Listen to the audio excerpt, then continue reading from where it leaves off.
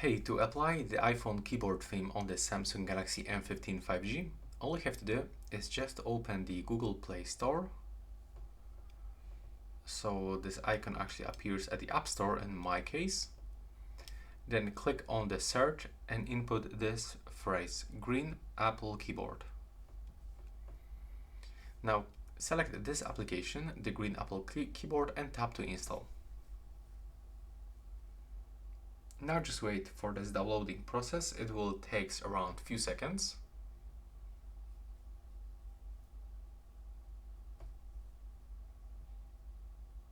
And now click to open.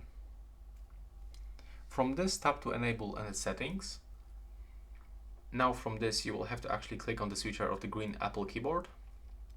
Click OK, click OK again. Then go back, select to switch input methods, and switch to the Green Apple Keyboard. Now tap to finished, and from this you can additionally change the keyboard theme, so you can get, for example, light, dark, or blue. And now when we are going to open this keyboard, you can actually find that you've got this iOS keyboard theme. And that's all for this video. Right now, please subscribe.